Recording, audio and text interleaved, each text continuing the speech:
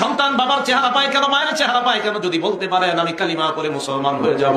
আর কয়েকটা প্রশ্ন করলেন, করার পর আল্লাহর নবী থামলেন, থামার পর বললেন, হা হা, তোমার প্রশ্নের জবাব আমার জানা আছে। আব্দুল্লাহ ইবনে সালাম বললেন, আপনি চুপ করে কেন ছিলেন? আল্লাহর নবী বলে, আল্লাহ আমাকে কিছু শিখায় না দিলে আমি বলতে পারি না।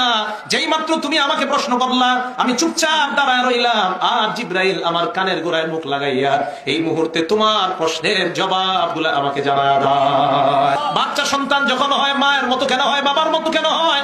আল্লাহর নবী জানায় দিলেন, মা বাবার মতো হওয়ার কারণ হলো এই, মা এবং বাবা তারা মিলন করার পর তাদের মধ্যে যে সম্পর্কটা কায়েম হয়, মা এবং বাবার ওই সম্পর্ক কায়েম করার পর যে জিনিসটার মাধ্যমে সন্তান হয়, ওই জিনিসগুলোর মধ্যে লড়াই হয়। লড়াইয়ে যে জিতে যায় তার মতোই সন্তানটা দুনিয়ার মধ্যে হয়। যদি মহিলারটা জিতে যায় সন্তানটা মহিলার কালার হয়, আর যদি বাবারটা জিতে যায় তাহলে বাবার কালার হয়। মা সন্তান মেয়ে হয় আর ছেলে হয়। মনে রাখবেন, ছেলে হোক মেয়ে হোক এটা মহিলার কোনো দোষ নয়। সন্তান দুনিয়ার মধ্যে যখন আসে, ওই সন্তান ছেলে হোক আর মেয়ে হোক উভয়টার কারণ বাবা। তবে চেহারার আকৃতি হওয়ার কারণ হয়তো মায়ের মতো না হয় বাবার মতো। কেন? কারণ কোন ক্ষেত্রে মায়েরটা বিজয় হয়ে যায়, কোন ক্ষেত্রে বাবারটা বিজয় হয়ে যায়। বাবারটা যদি বিজয় হয় সন্তানের চেহারা বাবার মতো হয়, মায়েরটা যদি বিজয় হয় সন্তানের চেহারাটা মায়ের কালার হয়।